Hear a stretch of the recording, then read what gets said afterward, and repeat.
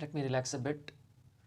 Yeah, this is episode 7 of Casual Talks, and today also it's kind of a rainy, cloudy day, and as usual I have a bit anxiety. Let me take 2 deep breaths.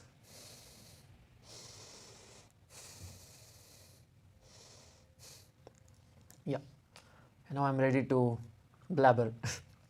So what to talk? Yeah, one of my subscriber told that I have to talk about the 4 yogas. The 4 yogas, that is Raja Yoga, Jnana Yoga, Bhakti Yoga and Karma Yoga. I have talked about this in the previous video, which is dedicated to these 4 yogas, but that was very short and people did not understand correctly. So in this casual talk video, I'll be elaborating the 4 yogas. Raja Yoga means you're meditating a lot. The aim of the meditation is to reach a point of nothingness, that is through your sadhana, that is through your kundalini awakening, by channelizing your kundalini upwards. You're trying to nullify all the dualities. There are a lot of dualities inside your consciousness, that is good, bad, evil, holy, positive, negative. Lot of things. In every chakra there is duality. For example, in Muladhara chakra there is some duality. If I give you spinach, you will tell no. If I give you burger, you will tell yes. So that is a duality in your Muladhara. Even in your Swadhisthana chakra there is duality. That is, if I make a supermodel stand in front of you, you will like her. Whereas if I make some fat person stand in front of you, then you will not like her. So that is the duality of your Swadhisthana chakra. No offense to fat people, but that is what it is. Like, that is the duality of Swadhisthana. You will have preference. That is, some people like fat, some people like slim. Yeah, it's all up to you. That is, there are preferences of Swadhisthana chakra. So, and in the case of Manipura chakra, if I give you $1 million, you will like it. But if I make a poor person stand in front of you, you will not like it. So these are the dualities created in your Manipura chakra, and it is related to ego. Whereas Swadhisthana chakra is related to sexual preference, Manipura is related to ego, and Anahata chakra is the duality of love. That is, you will love people who love you back, and you will not love people who does not love you back. For example, if I make your enemy stand in front of you, you will hate your enemy. Whereas if I make your mother stand in front of you, or your dog, cat, or any of your pet stand in front of you, then you will love the person or your pet because you love it unconditionally. So that is Anahata chakra. But you will hate your enemies. So that is the duality of Anahata chakra. And Vishuddha chakra, the duality is the sound itself. For example, when I'm talking with you, there are crest and troughs in the audio signal. That is why you are able to understand my language. Otherwise, if crest and trough was not there, my sound would be like and you would not understand what I'm speaking, because it will be So because of crest and troughs in the audio signal, you are able to understand my language. So that is the duality of Vishuddha chakra. And the duality of Ajna chakra is thinking. All your thought processes, that is ranging from when you were a baby till present moment. That is, even while listening to this video, your brain is receiving the signals and trying to understand what I'm trying to say. So these are the thought processes that is going on in your Ajna chakra. So these thought processes need crest and troughs. That is, every thought processes generate electric signals in your brain, and due to which a lot of vibrations occur. And this is the duality of your Ajna chakra, every thoughts. And finally, Sahasrara chakra. The duality of Sahasrara chakra is existence. You feel like you're alive, right? Right now, you feel you're alive, you're existing. So that is the duality of your Sahasrara. But during sleep, when you sleep, you don't feel like you're alive. You go off to some other place where you don't feel that you're alive. So that is the state of consciousness where you're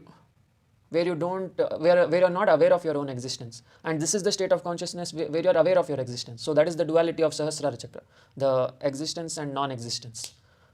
And so these are all the dualities of our 7 chakras. And Raja Yoga means crushing all the dualities.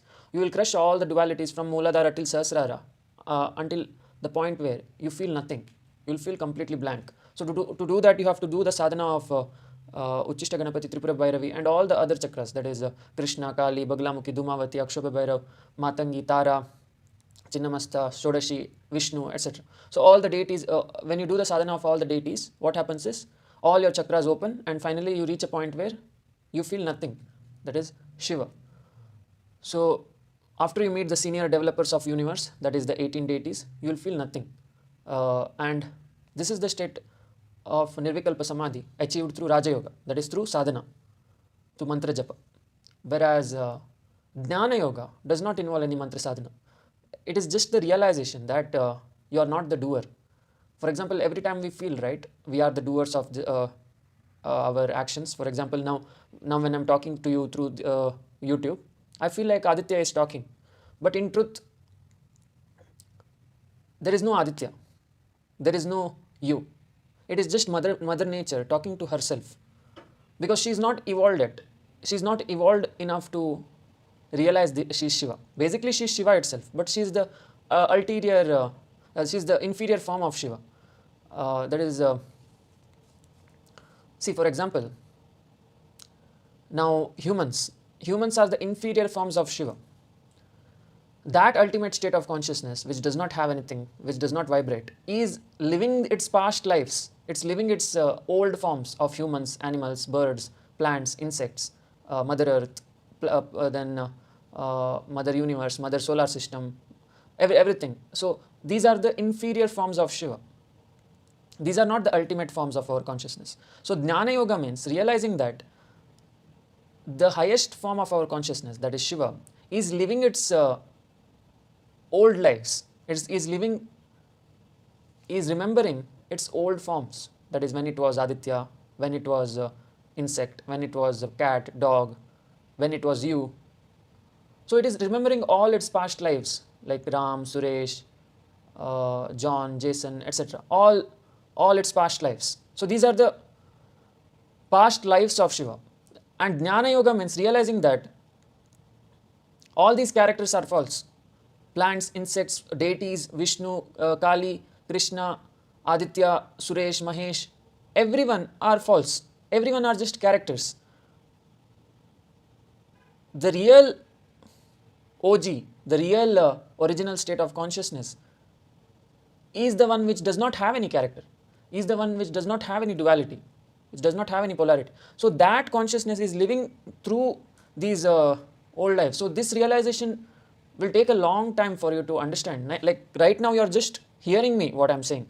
You're not realizing, you're just understanding. Realization comes very later when you meditate and when you realize that there are no characters only. Everywhere it's Shiva only. Everywhere it's zero. Everywhere it's absolute zero. So when you realize this, that is Jnana Yoga. And Jnana Yoga also reaches Nirvikalpa Samadhi. Once you realize that you are not the doer, the characters are being played automatically. That is, once Aditya dies, Aditya's consciousness gets transferred to some other being, some other character. So this consciousness is changing its body every now and then until the point of zero. So when you realize that you are the real zero and all the characters are false, that time what happens is you will not be interested in living the lives of the characters. You will not be interested in becoming an astral being. You will not be interested in becoming a causal being. You will not be interested in becoming Krishna, Kali, Bhuvaneshwari, Vishnu, anything. You will be null. You will only be null.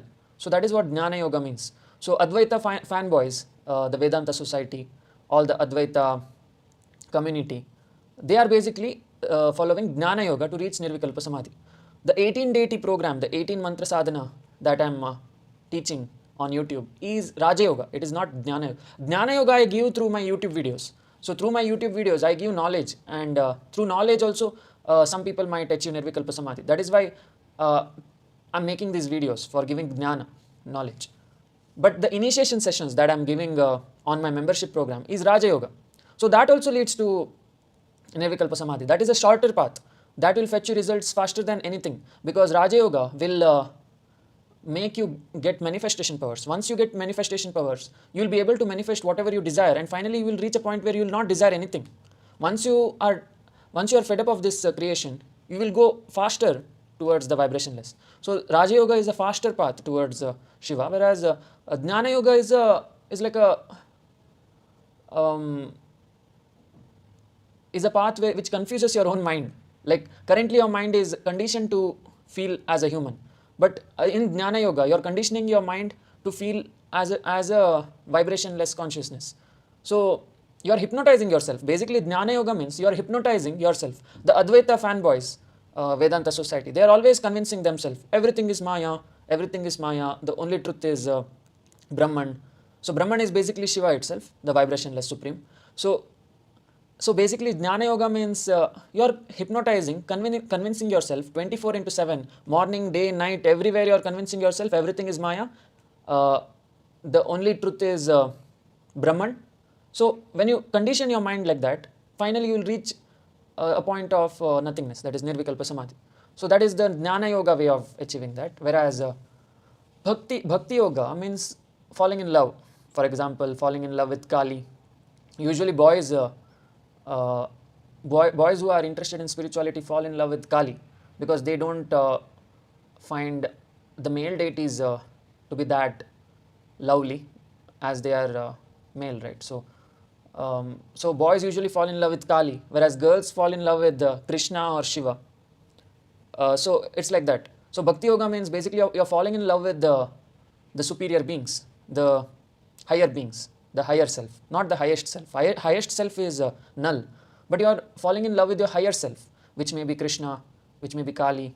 So what happens is when you fall in love with your higher self, you will go to that place.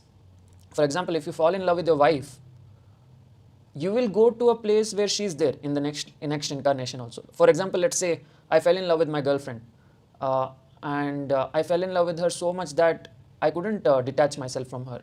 So in the next incarnation, even if I have a desire to go to the astral planets, I will not go there because my girlfriend is not there in the astral planets. I will instead go to a place where she is there, which may be Earth again.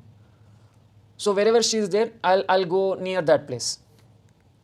So that is what is called as Runanubandha. So in Runanubandha, you are going to a place where your absolute one is there. It may be your mother, father, girlfriend, wife, husband, son, daughter, anything. Whoever is your absolute one, you will go to the place where they are there. But if you love higher entities like Krishna, Kali, Baglamukhi, Bhuvaneshwari, if you love the higher entities, you will go to the place where they are there in the next incarnation, which may be causal planets or astral planets, etc. So it is up to you to choose your absolute one. The thing about absolute one is you will be happy wherever they are there. For example, if I reach a planet where Kali is present, I will be 24/7 happy, right? Because she is there with me. Similarly, if I fall in love with my girlfriend or wife, and in the next incarnation also, I'll be born in a place. If I be born in a place where she is there, then I'll be happy. Even on Earth, I'll be happy. Even on if she is there on astral planets, also I'll be happy. So location doesn't matter in Bhakti Yoga. The location does not matter. Evolution does not matter. Happiness matters. So the thing about happiness is, you can be happy anywhere. You can be happy on Earth also. You can be happy on astral planets also. You can be sad on astral planets also. I can be all depressed in astral planets. There is no restriction saying in astral planets everyone will be happy. You will be powerful more than a human being, but that doesn't guarantee your happiness. Even a Superman, even a Homelander can be sad anywhere. He can be sad on any powerful planets. Similarly, even if you become an astral being, even if you become a causal being, however powerful you become, it doesn't guarantee your happiness. Your happiness is all within you. So you can be sad in astral planets also. You can be depressed also. You can go to counseling or therapy in astral planets also. So that's what I'm trying to convey through Bhakti Yoga. Bhakti Yoga means your aim is not to evolve. Instead, your aim is to be happy with your absolute one, whoever you consider your absolute one as. So that is Bhakti Yoga. Falling in love completely. You don't care about the rest of the universe. Rest of the universe does not matter. Only your absolute one matters to you. If your absolute one is happy, you are happy. So that is why it is always recommended to choose Krishna or Kali as your absolute one or Shiva as your absolute one, because you will evolve. It's like a win-win situation. Otherwise, if you choose a human as your absolute one, the thing is, if my girlfriend is sad someday, uh, even I'll be sad because she's sad. And that doesn't let anyone evolve. Even she will not evolve, even you will not evolve, because both are sad. Sadness is a duality and it will not let anyone evolve. So it is up to you to choose your absolute one. So be very careful while choosing your absolute one. Choose someone that will be happy always with you. They'll not care about the rest of the universe, because if they care about the rest of the universe, then you will also be caring about the rest of the universe. So it is a very hard soup to get into. So be very careful while choosing absolute one.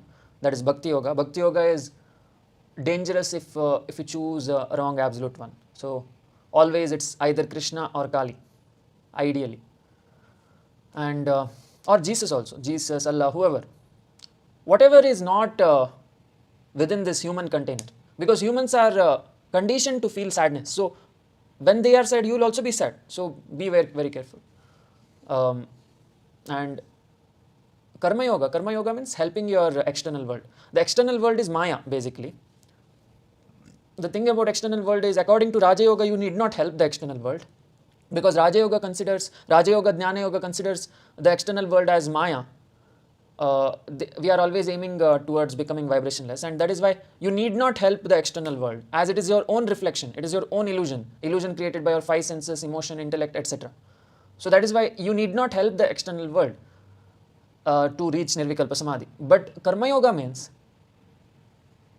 even though you know that helping is not needed, but still you are helping, because there might be some guilt inside you, there might be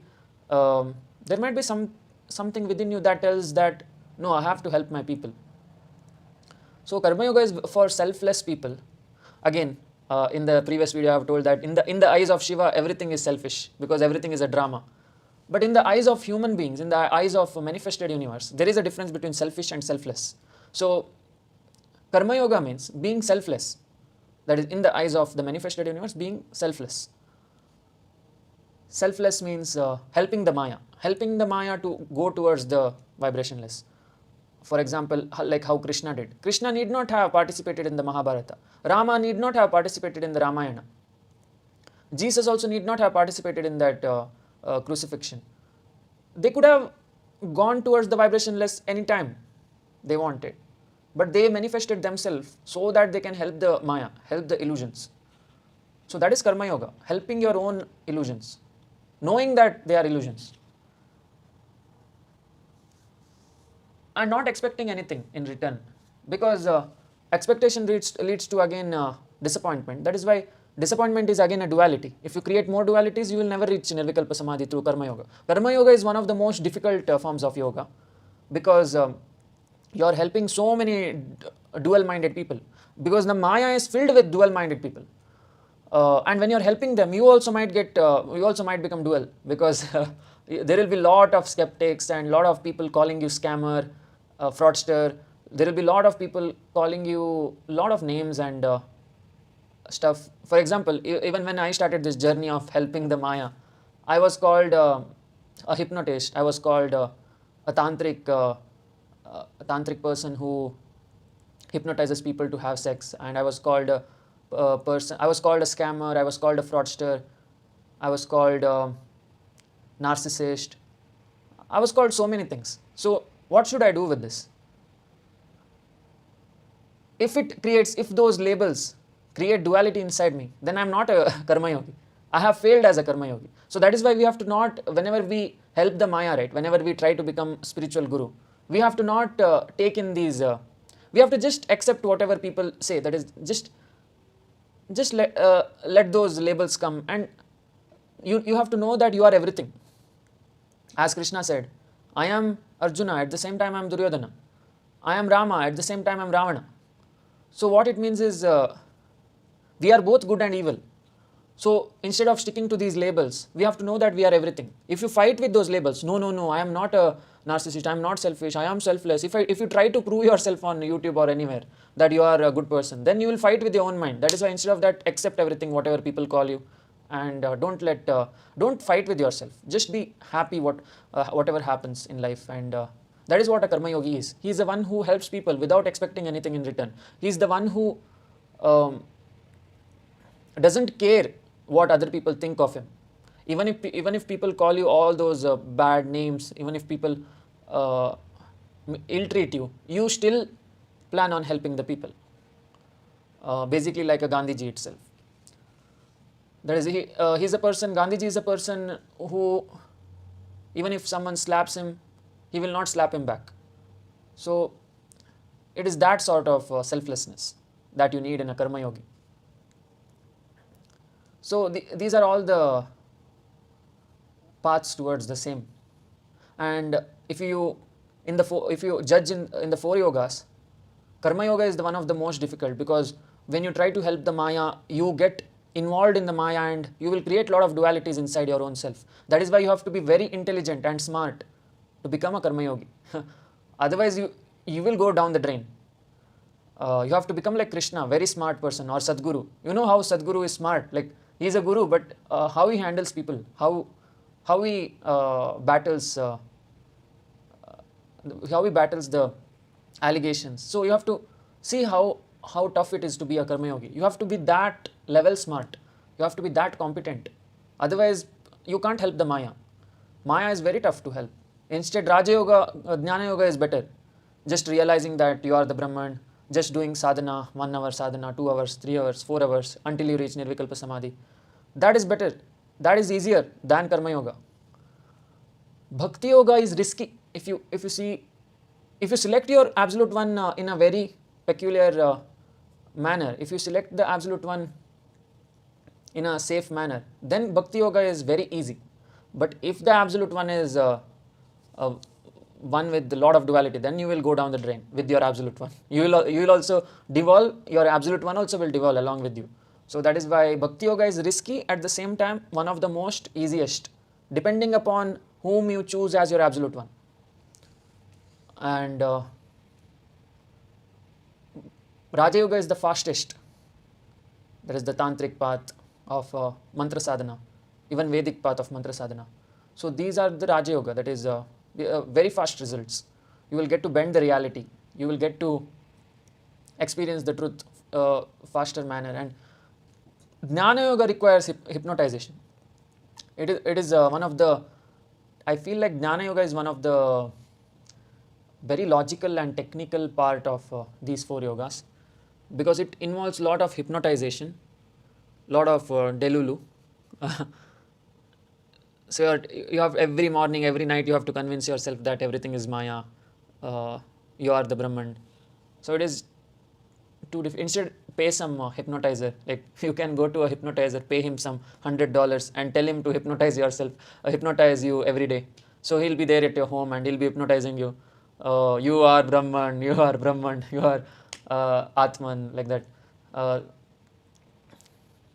And convincing yourself that you are not the character Aditya, you are not the character Aditya. So if you want Jnana Yoga, it is better you go to some hypnotist, pay him some bucks and tell him to hypnotize yourself. So that is Jnana Yoga. Again, to summarize, Raja Yoga means sadhana, Jnana Yoga means hypnotization or knowledge, and Bhakti Yoga means love. That is dwelling completely in attachment and love. And finally, Karma Yoga means responsibilities, helping the people, helping the Maya. So it is up to you to choose what kind of yoga you want to. Ideally, it is better you choose everything a bit. That is, for example, in the morning you follow 4 a.m. to 5 a.m. you follow Raja Yoga, do sadhana. Then maybe in the afternoon follow Jnana Yoga. Convince some people that everything is Maya, everything is Brahman, you are the Atman, all that stuff you do. So afternoon you follow Jnana Yoga. Then Bhakti Yoga. Then in the evening time do some bhajan of Krishna, Kali, whoever, and fall in love with the deities. So that is Bhakti Yoga. And finally, during the night time, spend time with family, help them reach Nirvikalpa. So follow Karma Yoga in the night time. So you can follow all yogas throughout the day instead of following one. and know that Raja Yoga is the shortest path. So if you do sadhana for like 5 months straight, for 3 hours a day, 4 hours a day, pakka your Kundalini will awaken, and it will go away. It will join the eternal consciousness. So Raja Yoga is the shortest path. I suggest that don't go to Raja Yoga so fast, because just first you practice mantra japa. That is why I have elongated the course into 18 months instead of 5 months. I have elongated the course into 18 months, so that the body will become used to the mantra, because all these mantras that I am initiating are very powerful, because it belongs to the Dasha Mahavidyas, which are the most powerful entities in the whole cosmos. Shodashi, Tara, Matangi, Dakshinakali, Baglamukhi, all are very powerful entities. These are the supreme coders of the universe. There are no multidimensional entities which are more powerful than Dasha Mahavidyas. Dasha Mahavidyas are like the OG. Even Vishnu comes under Shodashi. Even Brahma comes under Shodashi, because Shodashi has millions of Vishnu inside her womb. So the Dasha Mahavidyas are one of the most powerful entities. So doing their sadhana is not a piece of cake. It requires lot of body conditioning. That is why I have dedicated every month to one of the Dasha Mahavidya, and elongated the course into 18 months along with some Shiva Tattvas like Krishna, Ganapati, Hanuman, Vishnu, etc. So that they'll also be able to handle your Shakti forces. Because what you know, the Shakti Tattvas are very powerful. So that is why Shiva Tattvas are as important as Shakti Tattvas, so that they can be channelized correctly. If Ganapati is not there in your Muladhara, then your Tripura Bhairava will be very violent. That is why Ganapati is needed to channelize Tripura Bhairavi in a structured manner. Batuk Bhairav is needed to channelize Kamakala Kali in a structured manner. And Hanuman is needed to channelize Mahavidya Kamala in a structured manner. Krishna is needed to channelize Baglamukhi, Kali, Dhumavati, Bhuvaneshwari in a structured manner. Akshobha Bhairav is needed to channelize Matangi and Tara in a structured manner. Subramanya is needed to channelize Chinnamasta in a structured manner. And finally, Vishnu is needed to channelize Shodashi in a structured manner. So that is why the 18-month program. Otherwise, the Shakti Tattvas will be very violent and you might explode like a nuclear bomb. So that is why it's not recommended to do Shakti Sadhana without the Shiva Tattvas. That is why I have included the Shiva Tattvas. Wait, my leg is getting numb. And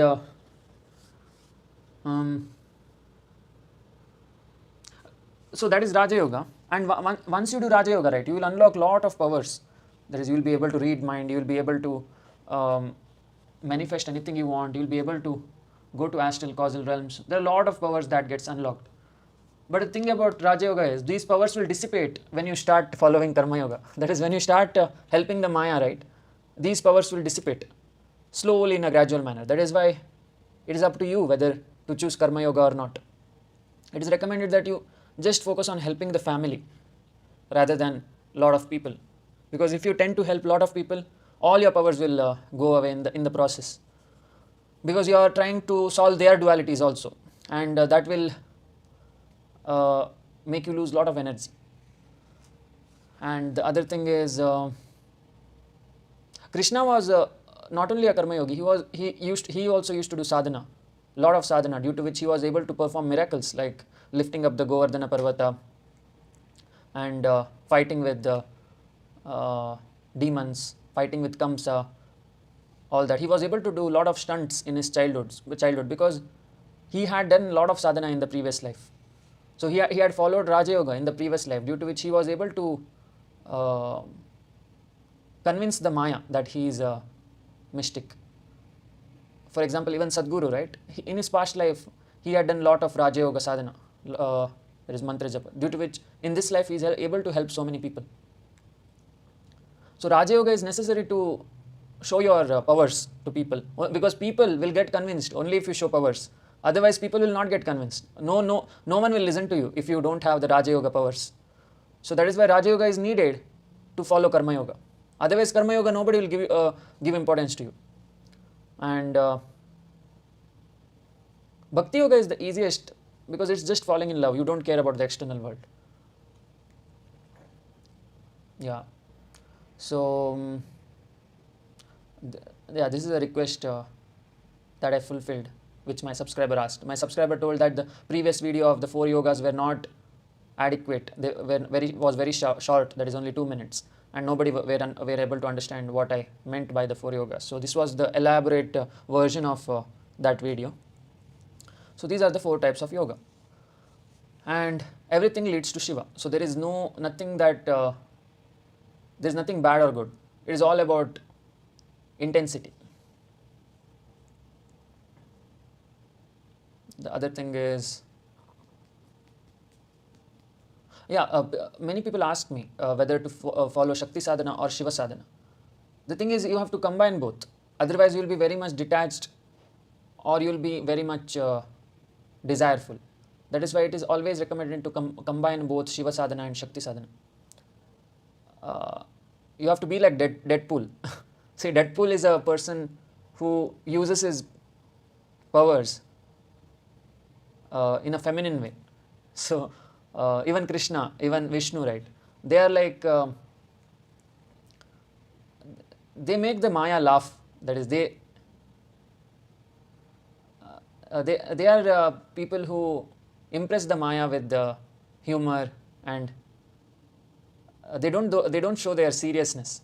So that time the Maya becomes convinced faster. If you show humor to Maya, Karma Yoga will be more easier. That is, if you add in some jokes, right? So jokes comes through the Shakti Tattva itself, that is feminine energy.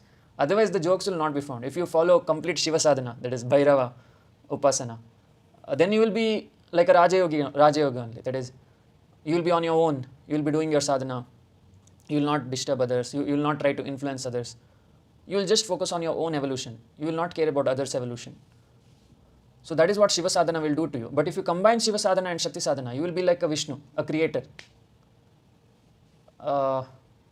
If you follow Shiva sadhana, you will be more like Wolverine. If you see the difference between Deadpool and Wolverine, both are helping people.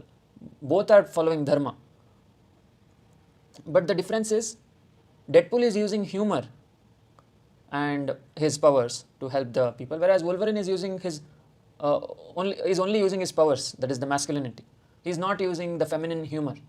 So that is why it is always recommended to combine both, so that you can help the people faster.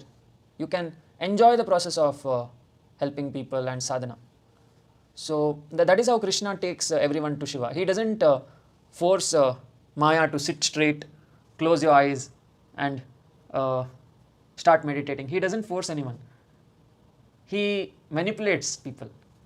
So Krishna is a manipulator, and it's very tough to manipulate with the Bhairava energy. Bhairava means you're straightforward. For example, if someone is doing wrong, you're directly telling that person that you're doing wrong. What you have to do is, you have to not do that things, you have to not do those bad things, just sit straight, close your eyes and do sadhana for your evolution. So that is the Bhairava energy. Whereas Krishna is not like that. He'll manipulate you into thinking that that you have to meditate. So you will meditate every day unknowingly, because he'll manipulate you to that extent where you will think, okay, I have to meditate every day. So that is Krishna's way of taking people towards original consciousness. So it's up to you to become like Krishna or to become like Bhairava. Both are taking you towards vibrationless, but in different manner. One is through humor and manipulation, another is through straightforwardness and seriousness. I prefer manipulation and humor rather than seriousness and straightforwardness. So it's up to you to choose which path of helping the Maya. So Karma Yoga also has 2 branches, if you see. And to understand Bhairava Tattva more, you can take the example of Buddhist monks. Buddhist monks are very strict, and they don't indulge themselves in humor or anything. They just focus on the absolute zero. They are completely straightforward. That is, they don't manipulate people. They just tell the technique on the face. So Buddhism is more of the Bhairava Tattva, whereas these ISKCON, Isha Foundation, it is more of the Krishna Tattva. That is, they involve humor to make people inclined towards spirituality. Yeah. It's all fun. Just people helping each other to go towards the same goal. Yeah, I hope you guys have understood the different paths of Nirvikalpa Samadhi, different paths to evolve.